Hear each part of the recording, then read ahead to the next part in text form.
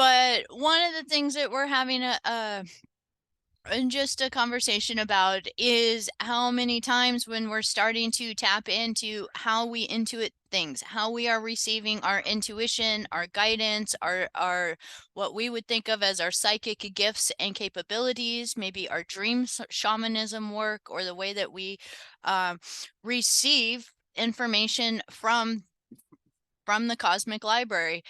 And a lot of times what happens is we'll start to feel a flow with something, where something will feel like it's leading or opening up to something, but then it feels like all of a sudden it just stops, like it didn't go anywhere else, or like, oh my gosh, that was starting to work and now it just doesn't feel like it's working that way anymore.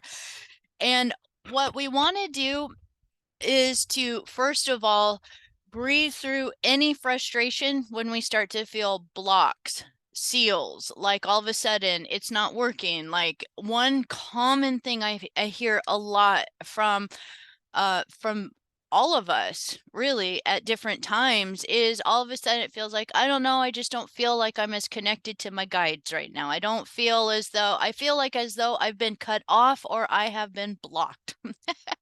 That one comes through a lot, where what I feel we're being invited to is to realize that we're fluid. The terrain inside of us is continuously shifting and changing. So therefore, as everything's shifting to be processed and cleared within us, we also have to realize we have to adapt constantly into new signals and frequencies of how we're connecting to our guidance and what information's coming through. So if something starts to kind of pop through, like Danielle was offering, it's that she went to a cavern. She was guided to go there. It felt very significant and powerful. But then it was like, and now what? Now what do I do with this? Right. And so, Carmen was also sharing her perspective that was similar to mine, where there's a lot of times we'll get bits of information like that. And then that's it. We might not need the rest of that for maybe till 3 years later.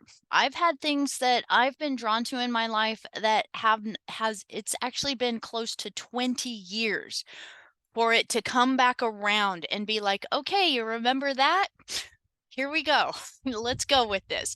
And we are so impatient that we're just like, what? That can't be right.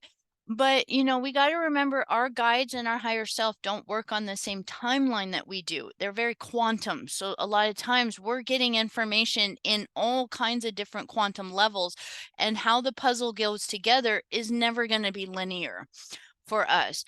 So one of the things that I was offering is that when we are working with any intuitive skills, that we want tools for how to draw the information out or how to build a relationship with it, how we're working with it. So one offering, especially with the dreams, is that a lot of times we'll wake up in the morning and little flashes of dreams are there, but we're sitting there going like, oh my gosh, I can't remember all of it. This is all I remember. And the rest of it disappeared. And so our initial thought will be, oh, I lost it. It's gone. I don't have it. But the truth is that it's there. Nothing is ever lost. So the invitation is to get a piece of paper, begin to either start drawing or writing down whatever it is that you even slightly remember, even the littlest bit of information, start to write it. And what will happen is as you write it, it's like little pockets or packets just start to come right behind it and right behind it. And you might have only sat there and remembered one tiny little thing. But if you actually take the physical action of your hand to begin writing, you're going to find that the next thing you know, you've probably written out a page. And you're like, oh my gosh, I didn't remember all of that. But it'll almost feel as though you're channeling something now, because it's not in your conscious memory that you're remembering it, but it's your body that has the stored memories in it that's bringing it out. The other offer that I will have for this process, and this is actually, I do this quite a bit. I'll actually do sessions for myself for dreams to bring dream memories back. And I'll get my phone and I'll open up the recorder in there, and I will go into a breathing process. Many times I'll lay down. This would be very much like if you've uh um for Casey's work, for different dream shaman work, or anything like this is going to be kind of like the process of taking yourself into a light hypnosis in order to go back into a dream. And then I will just push record so I don't have to think about writing. And I will just start going back into the dream and verbalizing every thought, every feeling, every impression, anything that's coming up. And then the next thing I know, there's all kinds of new chambers, rooms, areas, and information that comes back out from the dream. And this is one of the most powerful ways that even if you have a very lucid dream that you remember it, you can go back into the dream and actually start interacting with it, even start asking questions into the dream. And utilize lucid dream techniques, but maybe not in the actual moment that you had it, but go back into hypnosis within it and start to pull the wisdom out. And these are ways in which we can begin to realize that we're getting downloads from our higher self all the time. But a lot of times, again, they're coming from subtle flashes, subtle memories, subtle feelings.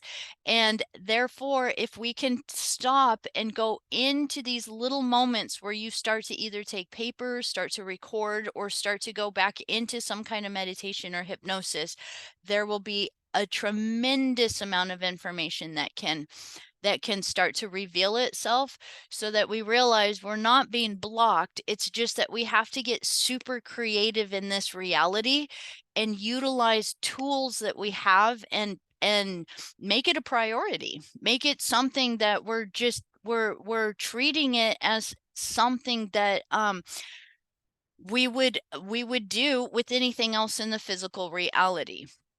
And I'm sure I could come up with a whole bunch of examples, but I don't have one on the top of my head. But just to realize that anything we want to really research and get in any information from, we're actually going to spend time doing it. So we want to almost treat our downloads of our wisdom in that same way.